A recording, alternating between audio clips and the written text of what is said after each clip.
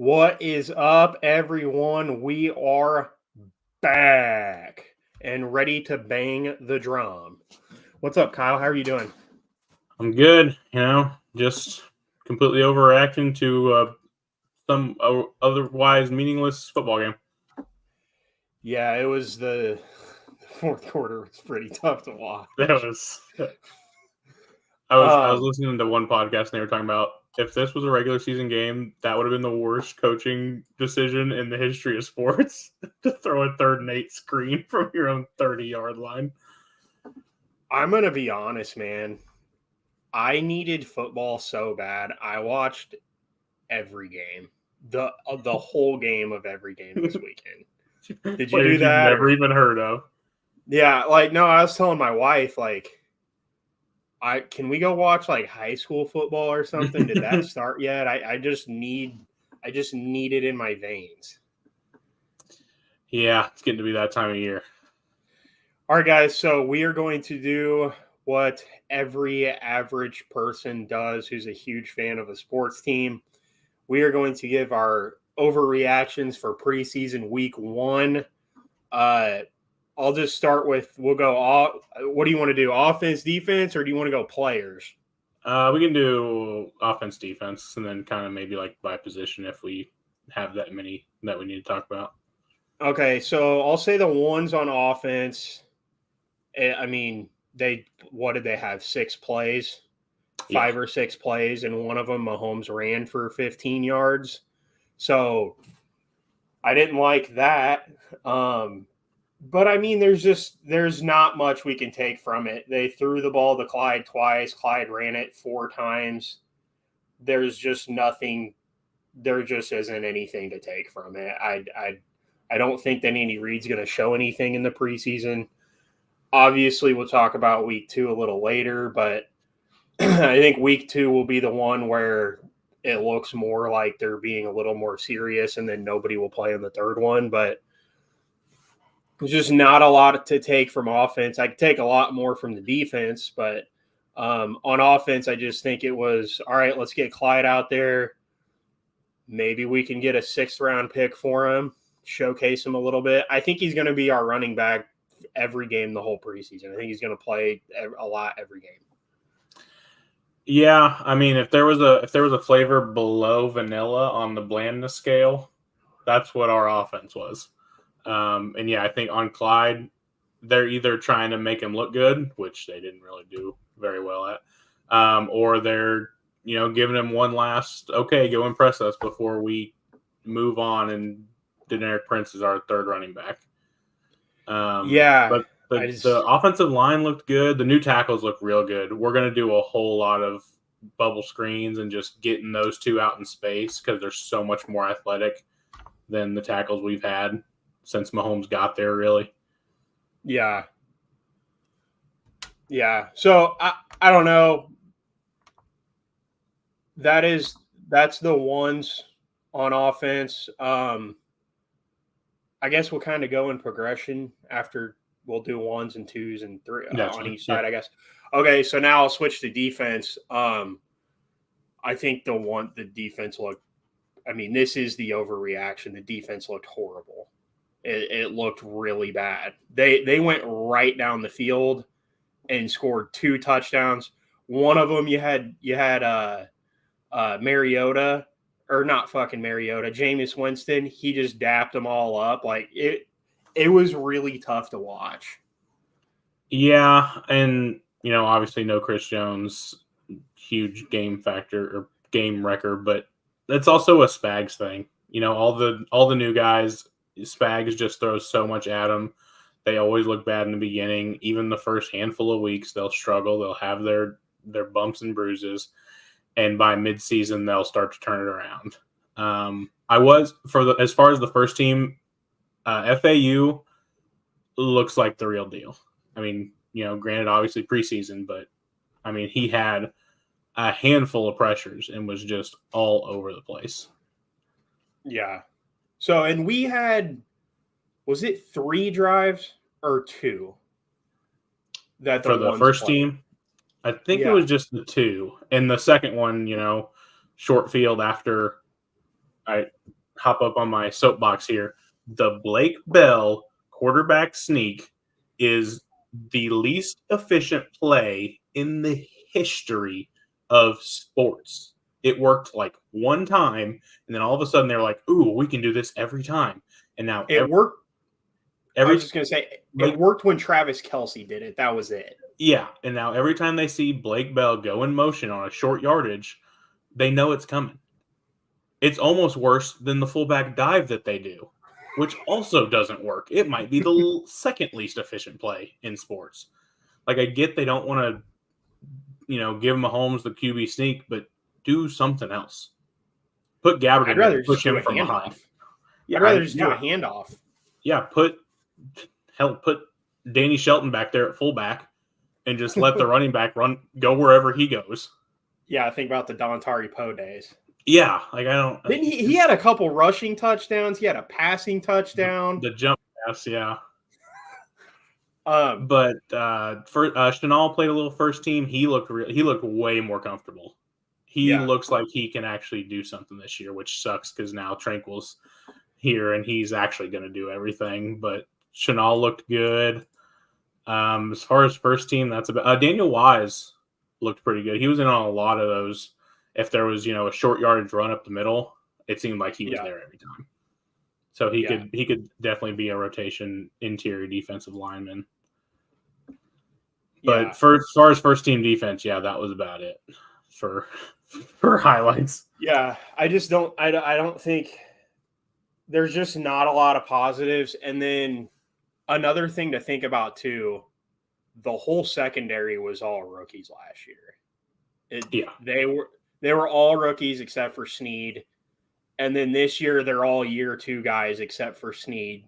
So I know they played great. They just won a Super Bowl. There is still going to be growing pains. It's absolutely inevitable. I mean, they all came in at the same time. One of them got hurt. So might open up a spot back there somewhere. I'm not sure exactly. We'll see. I'm not too I love the Chiefs, but I'm not close enough to know QB or CB 5, 6, 7.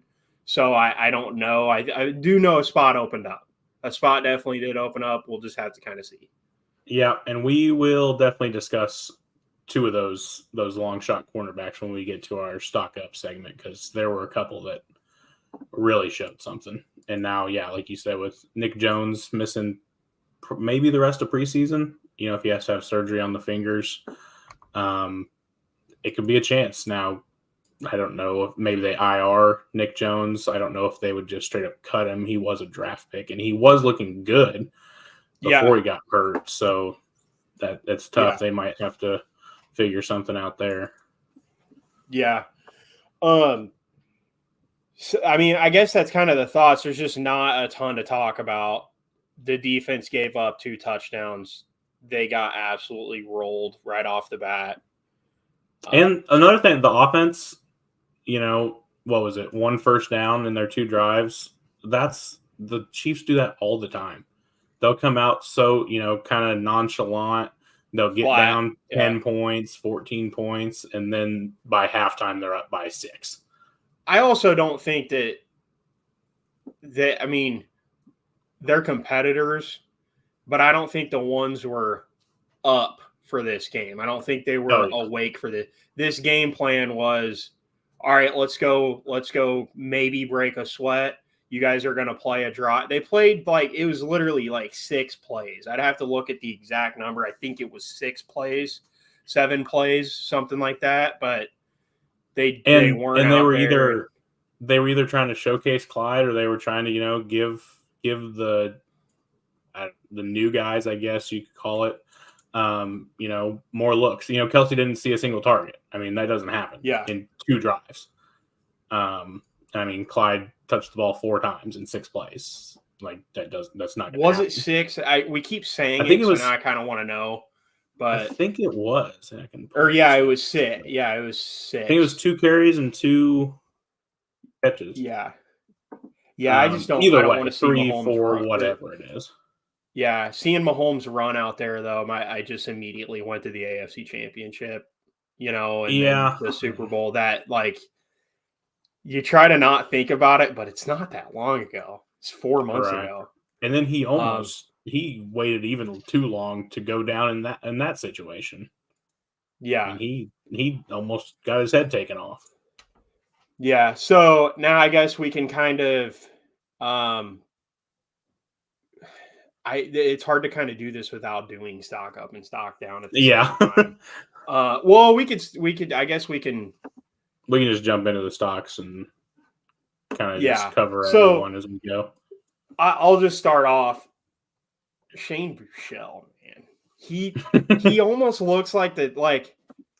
I know, like we have Mahomes, so obviously he'll never be our starter unless something horrible happens. He is that kind of guy. You just kind of want to see him get a shot somewhere. But the Yeah. Chiefs, it looks like they're not going to let that happen either. They protected him last year. He's going to be QB3 this year. Should be QB2, but we'll see. He made a Mahomes-esque play. That was wild. That was a great play. That was something that would be on SportsCenter top 10 if it was a regular season and that happened.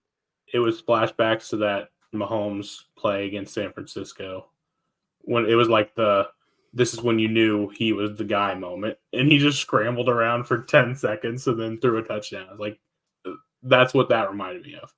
Yeah, it was. I don't think anybody on the Chiefs had a better performance than him, and we had some guys that looked pretty good too. I just wanted to start off with him. And what sucks is if it comes down to it, if Mahomes does miss time for whatever reason, I have a hard time believing that they'll go with Buechele. They'll put Gabbert in there. He's the veteran. Won't. No, that's what I'm saying. They won't. They just want Buechele. They want him there. And I mean, hell, if anything, he's a hell of a quarterback for the defense to play against in practice. Yeah, and it sucks. It does kind of suck to say this, but there's a game or two games or a couple drives every year where Mahomes isn't out there when it matters. It happens every year. It's either the drive in the playoffs against the Browns. The year we won the first Super Bowl, Mahomes missed 3 games, and what's his face? He won he played good. He only lost one of the 3. So there is a time every year. It's inevitable. I mean, he's gonna miss a drive or two. Hopefully, that's the least. But it happens to every team, and it happens every year. So I think it will be Gabbert. I think he's the clear QB2. I mean, they kind of showed it. He only played one drive, 2 drives, one or two. Yeah, I don't ever want to see the QB4 again. No, it was rough. It was rough. But yeah, I mean, we're talking about stuff that doesn't even matter now. But yeah, Buechele, I think he's the type of guy that there's no point in us spending too much time on him. He'll never be our starter, but would be kind of cool to see him maybe go somewhere, be the QB2 and maybe get a shot, right. But I don't think that the Chiefs are going to let that happen either. So we'll just have to kind of see. Yeah. Another one on the second team offense, Deneric Prince. He didn't, his stats aren't great. 4 carries, 14 yards.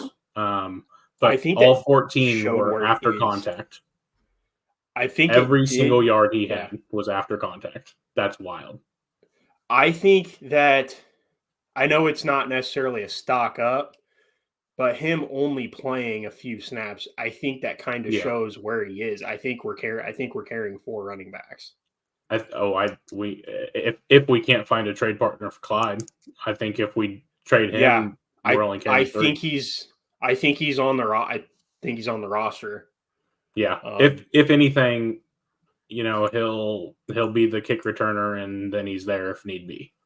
He might not get reps, normal reps, but he's there. McKinnon misses a game or 2, Pacheco, whatever.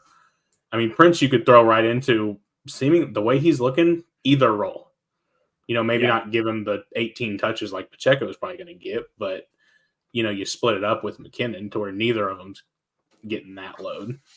And I think we will see. I think we're going to see more Prince this week. I think it's going to be Clyde and I think it's going to be Clyde and Prince. I mean, this week it was all Ely the whole game basically. Yeah, and I'm trying to think of do what and Perine. Yeah, Healy, Perine. I saw him out there, and I totally forgot that. So that's he's the brother of the Bengals running back. And I can't remember where he played before here, but I had Jets. I'm pretty sure. Yeah, because you have Samaje and LaMichael. Let me see. Yep, the Jets for 2 years. Yeah, so I remember him there. I thought that was his brother that was for the Jets, but what's really weird about them is they also look like 10 years older than they actually are. Samaje does look like an old man. Yeah. The receivers. On to receivers. You want to move on to receivers? Yeah. So I wanted to talk about the guy that I sat here and talked for 15 minutes about last week. We got to say his name right now. He went out there on Twitter and told us how to say his name. So not only is he saying, "Hey, I know you guys are talking about me, but you also got to say my name right." Nico Remigio. Remigio. Yeah. H sound, not a G sound. Remigio. Either way. Remigio. So I'll just let the viewers know I texted Kyle during the game. Man, I'm disappointed. I thought we were gonna. I thought we were gonna see a lot more of him. And then he had that insane drive. He literally took over the game. He had 3 consecutive catches. I think he had 4 on that drive. I'll have to look at the stats, but I know he had 3 consecutive in a row, and he completely showed out. And I think he's gonna make it hard. And then with the Fortson injury, I still think we're only going. I think we're going 3 tight ends, so that I think he's gonna work his way in. We just have to see how Tony's gonna work out. But then, we can kind of go on. I don't know if you were going to touch on him. I did want to talk about Cornell Powell a little bit. He's on my list. I forgot he was still here. I thought we let him go last year. So we drafted him. I don't remember the year. I want to say 3 years ago, 2020. Because he was, the year before Justin Ross. So we drafted him 3 years ago. He never has made the roster. I thought he was gone. I don't even remember him in the preseason last year. I think he IR'd at least 1 year. But he looked good last year. Yeah. Yeah, he looked good. I thought he was more open on that touchdown that Ross caught, but that's neither here nor there. It just sucks for Powell because he had a really good drive, and then Ross got the touchdown, and then everybody forgot about what Powell just looked like. So I just wanted to shout him out there. Yeah, what sucks for both of those guys is pretty much all the receivers looked good. Justin Ross looked good. Rashee Rice looked good. Richie had, those, not back-to-back plays, but the long catch and then the touchdown on the same drive. Yep. Justin Watson didn't really do anything, but Justin Watson could drop 5 passes in a row, and for some reason Andy would be like, "Yeah, it's okay. You got him next time. We'll give you 5 more targets." I don't understand the hate, though. It doesn't make any sense because he was good last year. Yes, he had some drops. You want to talk about drops? Let's talk about MVS dropping the ball multiple times in huge scenarios last year. So I know he had a good AFC Championship game, but Watson had multiple games last year where he led the Chiefs in receiving yards. I just don't understand why Twitter hates him so much. I don't hate him. He's just frustrating. And at worst, he can be a gunner. Like he's good at special teams. Yeah, and he's making it. It's frustrating when he drops a ball, but he's not Ben Neiman frustrating. Right. It's not. He's not Daniel Sorensen. The problem with Daniel Sorensen is he would give up 3 wide open touchdowns and then get a pick 6 to win the game. Yeah. It's like, man, I hate you. If you were just okay the rest of the game, you wouldn't have to make that play. And then every time his snap count finally started going down, he'd go out there for one snap and pick the ball up. But yeah, like Ross looked great. Rice looked great. The three guys that they were the lower guys were competing with, Ross and Rice both looked good, and Watson would have to, I don't know, do something illegal to not make the team. So it's so tough spot for them. It's so hard to figure out exactly where we're at on receivers. So you've got Tony, Watson, MVS, Sky, Watson, Richie, Watson, and then Rice and Ross make 7. And I mean, they're definitely not carrying 8. I'm not even sure they're going to carry 7. I just don't know who they Tony, cut. Watson. I wrote Watson twice. God damn it. Tony, Watson, MVS, Sky, Ross, Rice. That's 6. And Richie James. They're definitely not keeping 8. This would be the first time ever that Andy keeps 7. He's never kept 7. He's never kept 7 in any, not even just with Kansas City, ever. Yeah, I think it's going to come down to tight end and then also running back too, because we usually carry 3. I just think if there's not enough spots. I don't know the offensive line is. I bet it's probably 8 or 9. It'll be the 5 starters. They'll practice squad Ryder like they always do. Allegretti will be on. Wanye probably the swing tackle. Whoever they decide is the next tackle, Niang or whoever. Yeah, I haven't heard anything about Niang. I think he could get cut. And then Darian Kennard. I don't know. Yeah, I don't know if Niang's going to make the team. Wanye looked good. He was playing. He played both tackle spots, so I think they're kind of grooming him to be the swing tackle. So he led the Chiefs in snaps. Just so you know, so everybody knows, Wanye Morris led the Chiefs in snaps. He had 72 snaps, 71 or 72. But I do know he led. I think it's because they wanted to get him looks both sides to get him as comfortable as they can, barring an injury. Yep. So, yeah, I mean, receivers, and even with Fortson down, it could still, in theory, be Kelsey, Gray, Bell, and Bushman. Granted, Bushman didn't have a good game Sunday, but he's been looking good in training camp. I mean, he's going to have to really turn it on to make the team now. Isn't it crazy that training camp is over on Thursday? Yeah, so he's going to have to kill it these next 2 games. But even without him, it's at least 3 running backs, 2 quarterbacks is 8, 9 linemen would be 17, 7 receivers is 24. So they could carry 8 receivers, but they're not carrying 8. The issue is if Tony's not active week 1, they can bring another one in, and then it's only 7. Right, but they changed the rule to where if a guy is not it's not a healthy scratch an hour before the game. If a guy is listed as inactive before, I think it's Wednesday or Thursday, you can bring someone up. So I don't know what happens with Tony. They don't have to tell anybody either until week 1. I think they'll probably. Is it leading up to week 1 or is it right after week 1? Where they have to actually release. Well, no, it'd be before where they release where they release the actual injury report. And with it being a Thursday game, I think they have to release it by Monday or Tuesday at the latest. Yeah, we're gonna know here in a couple weeks. But I think with Tony, I think he'll probably be active, maybe inactive week 1, but then they'll just give him 10, 15 snaps week 2, 20, 25. They'll just slowly ramp him back up. And I wouldn't be opposed to just doing that all year. Give him even without and then people are going to get hurt too. So I think at some point, no matter what happens with Nico, he's going to see the field at some point. So we'll see.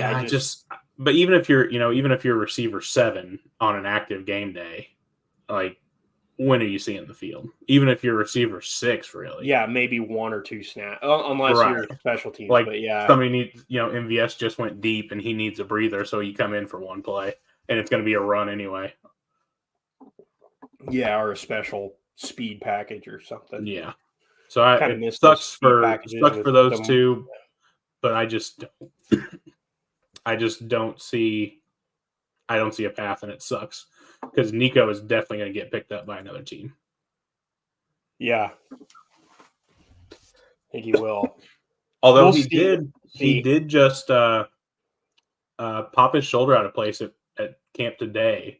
Yeah, so I might not wonder play this weekend. Yeah, or they could IR him, short-term IR him, and that way they don't have to cut him. And yeah, because then next year,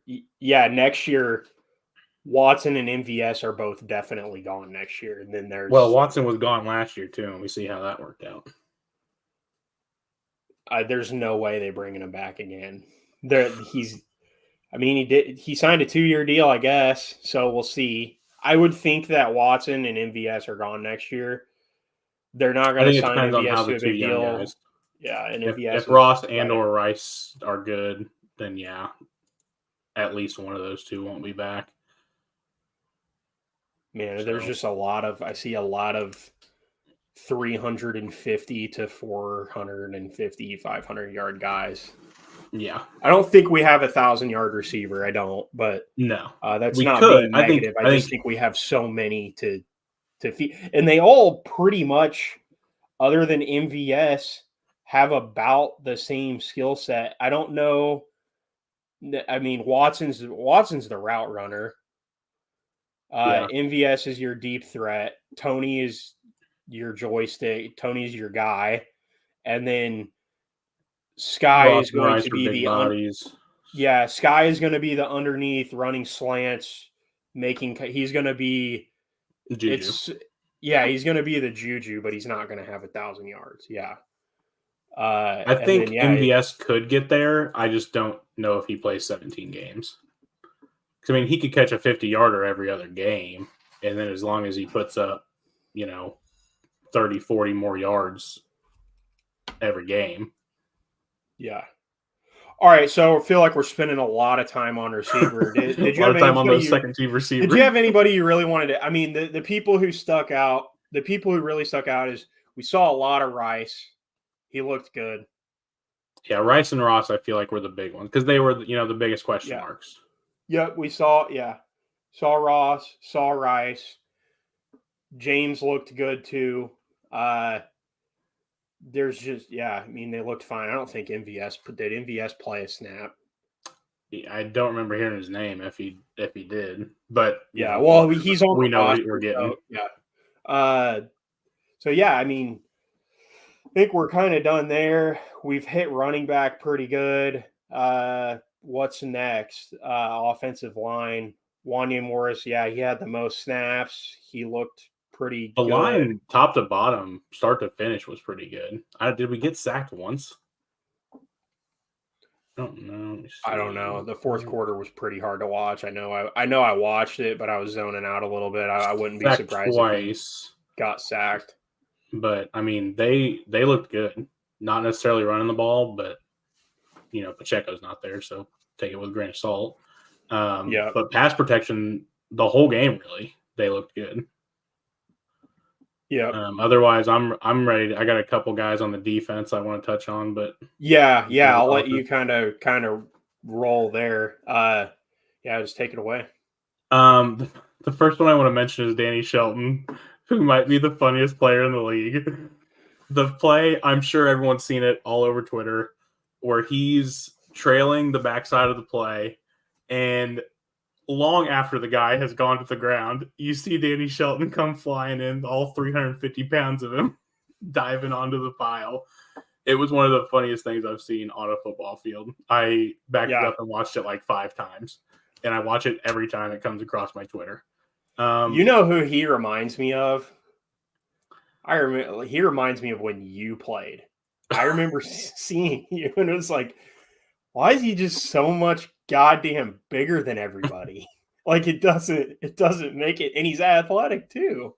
Like he's he also looked good. He had a sack, Yeah, a he was pretty athletic clogging. sack. I He mean, was taking. he There's multiple times. ran a Yeah, I'm guy sorry. down. Yeah, there's multiple times where he was just clogging the running lane, like Oh yeah, just taking yeah. on two. 350 pounds. It's like running around a small mountain. Yeah, I think 350 is a little low. I know that's what they said. Yeah, No, and I mean, it helps that he he's lost a little shorter. weight. Yeah, he definitely has. He's a little shorter, so it makes him more compact. But yeah, he looks a lot better than last year. I don't even know if he was ever active for a game for us last year, and I would be surprised if that stays the same this year. And then the secondary, a few names: Chamari Connor, the rookie safety. Every time they dialed up a blitz, it seemed like he was the one that was going, and it seemed like every time he was getting back there. I mean, I think it was 2-3 times he was in on either a sack or a pressure. And that's, Spags loves to dial up weird blitz packages, so he could find his way on the field just for that even. I mean, you'd have to let him play a little bit just so it's not obvious, like, oh, Connor's in the game, he's blitzing. But Yeah, that could definitely be his way onto the field. yeah, I think it's going to be a fun year. And then a couple more cornerbacks. I'm going to try this name. Pardon me if I mess it up. Khalif Halassi, whatever it is, made huge plays. He had the interception, the nice interception on the sideline. It was, it was sweet. I don't know if he was diving, but he was pretty close, if not, dragging the toes. And then he had at least one other pass breakup. And the same for Echo Boydo, which is Echo fan favorite if he makes the team. They kept talking about Echo Boydo. Echo Boydo. Echo Boydo. And, local product. He's from K-State, unfortunately. Yep. He looked good. He is a little slight. He's a little skinny. I think one of the podcasts I was listening to, I think they said 177 pounds. So he might just be a slot guy, which unfortunately that's where L'Jarius Sneed plays most of the time. So he's listed. I'll just pause you real quick just so everybody knows. He's listed at 6 foot 171. I don't know if he's 6 foot. I think he's more like 5'10", and he's very light. And it is, 170, 177, whatever it is, it's tiny. He's got it. At that weight, you've either got to have an elite skill or, be super fast, long arms, something that make up for it. And I don't think has any of those. Another one, speaking of arm length and stuff, I don't know if I just didn't realize it last year, or maybe it was because I was watching a lot of Trent McDuffie during the game. But Trent McDuffie, has small arms. He's not very big. It's kind of his thing. Joshua Williams looks like freaking Slender Man out on the field. Like his arms are just crazy long. I remember he had a pass breakup on the far sideline, and I swear I thought it was freaking Victor Wembanyama out there playing cornerback. I was surprised. I'll just pause you there. He got. I have to look at the snap count. I remember noticing him on the field a lot more than Watson. So we'll just have to kind of see what happens there, and then. Boodle, I know they kept talking about Boodle a lot. He was on the team last year. They're talking about him like he might not even be on the team now. He was in and out, but yeah. And it wouldn't surprise me. You've got 6 corners and 4. They added, another safety or 2 other safeties. Edwards, I think it could be good. He'll be. Oh yeah, Edwards very is underrated. And he's very opportunistic, I guess is the word. He's ball hawk. He just seems to be in the right place at the right time. They added him. Obviously, Chamari Connor's in there now. And then you got your 4 young cornerbacks plus Sneed. It's a tough spot for Boodle, and he wasn't all that great in his playing time last year. So He had a lot of penalties. Seemed like yeah, every time he was on the field, he had a penalty. That's the only reason I knew he was on the team last year, is because every time he was out there, he had a penalty. Seemed like yeah. So in it horrible wouldn't surprise situations me. too. Let's see. Echo Boydo and Halasi played 45% of snaps. Yeah, I'm trying to find this. Edwards I played saw some of 43. Dion Bush played 38. And then also, Brian Cook, another year in the system, he should take a jump this year. He looked pretty good in his very, very limited time. Boodle played 28% of snaps, 21 total snaps. Well, 21 defense, 10 special teams. So I think we are starting to see a little bit of change in the depth that we have on the defensive line. Kando's been around for a little bit now. What do you think about Truman Jones as well as Wharton? I think Wharton will I probably think we're seeing some depth change. I think Wharton, assuming he gets up to speed in time, will probably be the third defensive tackle still, just because of, been there, done that. Although the way Daniel Wise looked, I could see him challenging that. Coburn there looked pretty good. Coburn, yep. I think we're just going to start seeing some of these familiar names that we're like, oh, yeah, like you don't really think about them a lot. Then you're going to see they're going to show up that they got cut, and then it's going to be like, oh, man, yeah.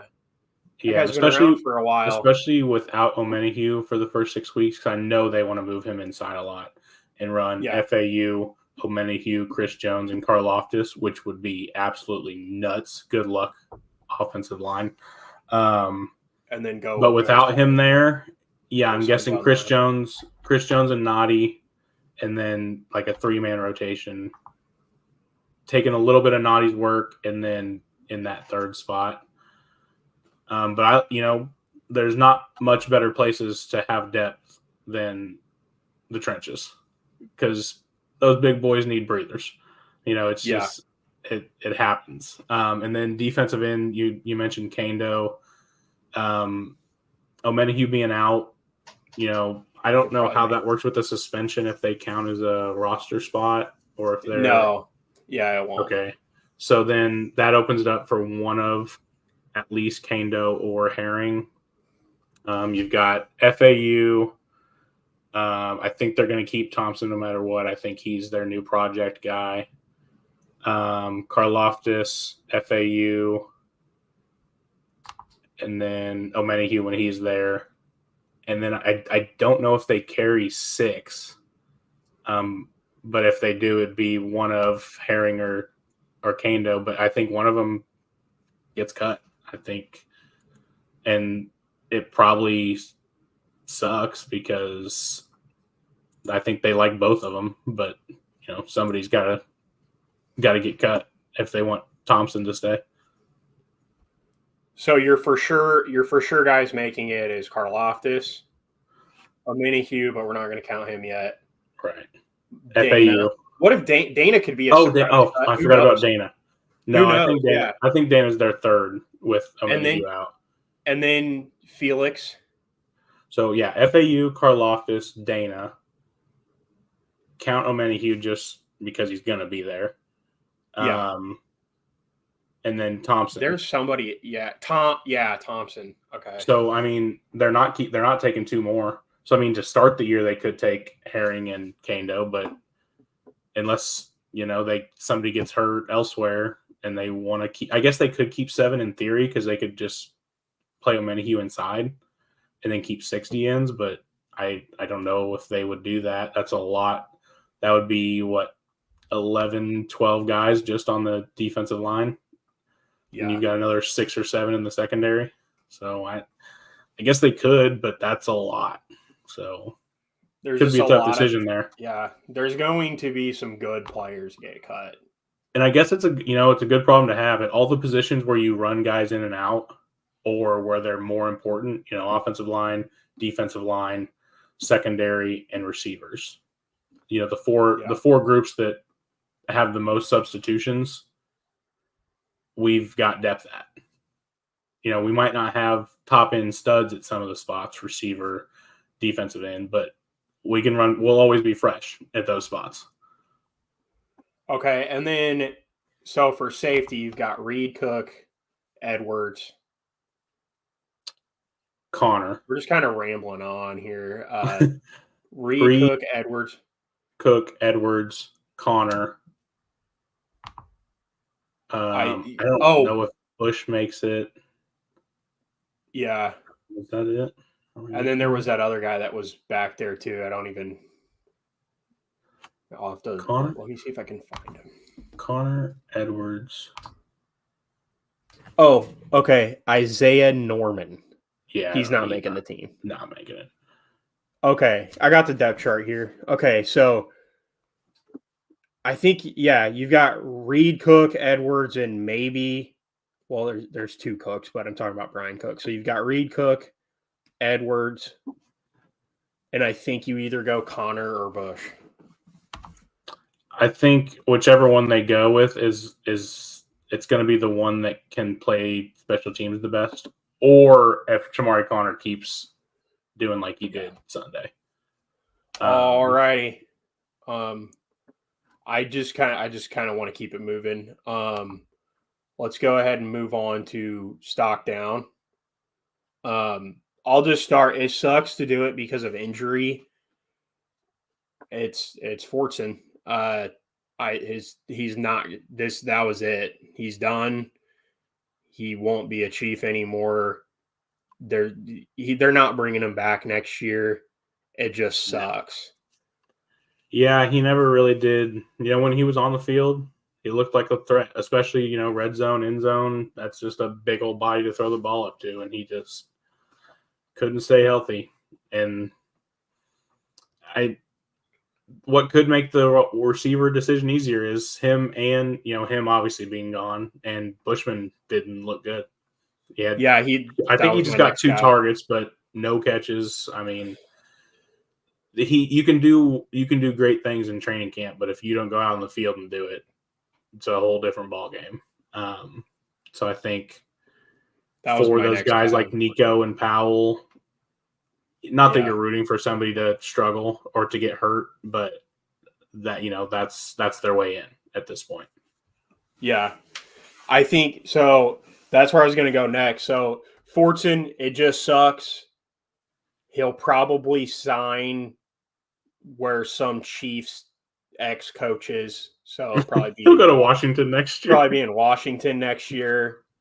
Or from the looks of it, the Raiders are going to sign him. They've signed every ex-Chiefs running back in the last decade. He'll have 7 catches for 6 touchdowns next year for Washington because it doesn't make any sense.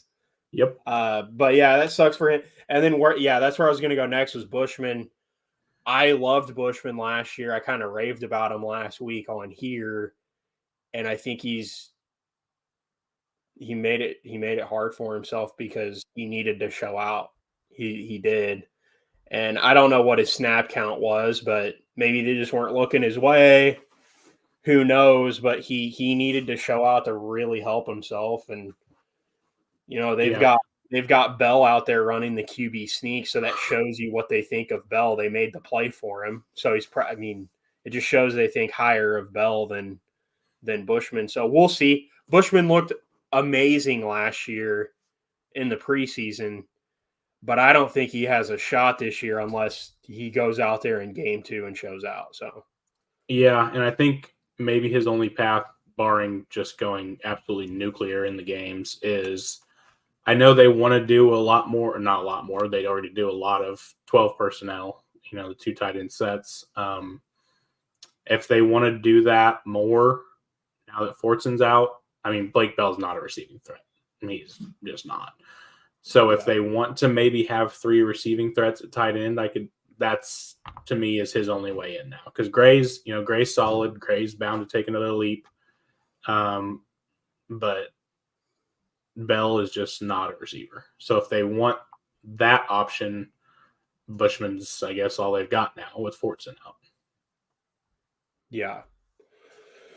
So, yeah, sorry, I didn't mean to cut you off earlier and try to move the stock down. I just know we're getting close on time here. 45 minutes. So that was my two. I didn't really have a ton of stock downs. Yeah, the only other one I had was it's kind of hard because we know who our stars are.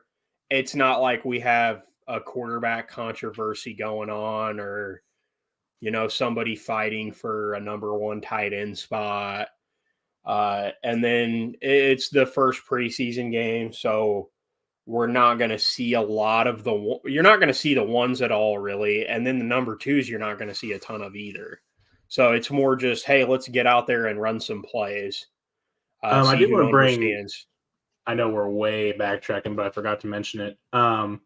If we get good special teams guys throughout, the rest of camp and preseason, and B, the rest of the receivers look good, how crazy would it be for Justin Watson to be a trade candidate? Yeah. Because, I don't know. He's fairly young. He's on a small contract. Assuming the receivers stay at the production they're doing, we have the pieces to replace him. I just think we saw how the NFL valued him last year and now this year. I know he said he had 7 teams reach out. I don't think that. I think it wouldn't surprise me. I think he just wanted to emphasize that he wanted to be a Chief. Whatever. I'm not going to call the guy a liar, but I find it hard that 7 teams actually went and offered him a contract. A guy you can throw out at receiver and, you know what you're going to get. It might not be anything special, but 400 yards, a couple touchdowns, and can play special teams. It's valuable on a depth chart. And yeah, I don't know. I just doesn't need him. I'm not saying it's going to happen. I think they like him too much. Yeah, I just think that the NFL kind of showed how he was valued, though, too, as well. Because, he was cut before. He never had even made a roster until – well, he might have – I think he made Tampa Bay. He was on and off with Tampa Bay. He was one of those fringe roster guys that was on the roster, off the roster, on the roster, off the roster. I don't know. I think you have other trade – if you want to talk about trade candidates, I think that there's other ones. I think Clyde's the prime one. Yeah. I meant more just for clearing up a spot for Nico or Powell or whoever you want. Yeah. I think at that point, looking at the money, you just cut him. But if you can trade him, go for it. Oh, if they're not going to trade him, they're going to keep him. And I'm not even. This is completely theory. Haven't even sniffed hearing about this from anyone. This is totally just hypothetical. Because if obviously MVS, Tony, Sky, you're good with. Yeah. If even one and Richie really you're good with. You know what you're getting from all those guys. Obviously Sky pending his second year breakthrough. If you get one of Rice or Ross to be good, that's 5 receivers. That's more than enough to get you.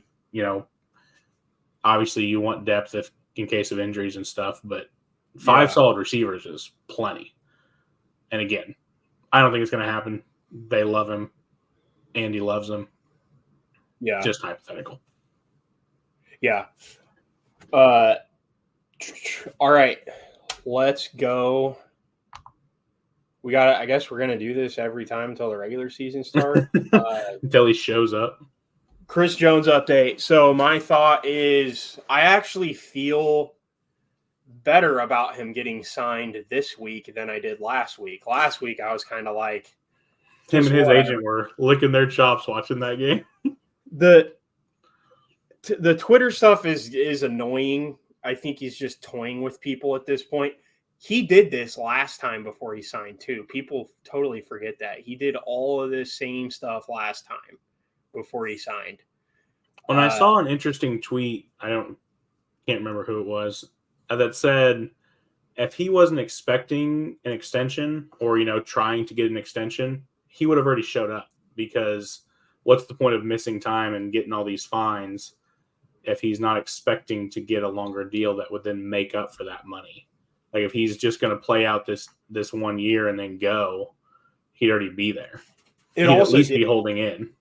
It also did come out too, though, that he wants 30, which is not happening. Yeah. So I don't think. No, we don't know where the Chiefs are. It came out today that he wants 30. I bet we're closer to Quinn Williams money and he's closer to Aaron Donald money, and it's just a matter and they just need to sign him I've said on Twitter multiple times, just sign him at 28. He would probably take 28.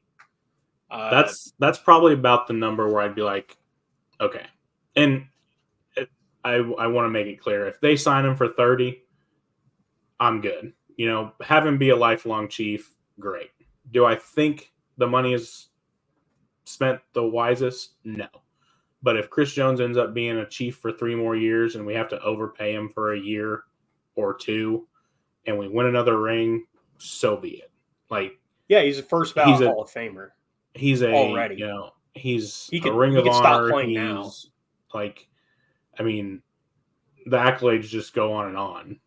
But either way, if he plays out this 1 year and goes elsewhere, if he plays this 1 year and we tag and trade him, if we extend him, honestly, I'm just good. I just want it to be over. I want him to show up with a deal, show up without a deal, whatever. I just want to know what's happening.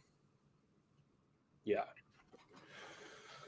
Well, all right, folks. I think that's about it.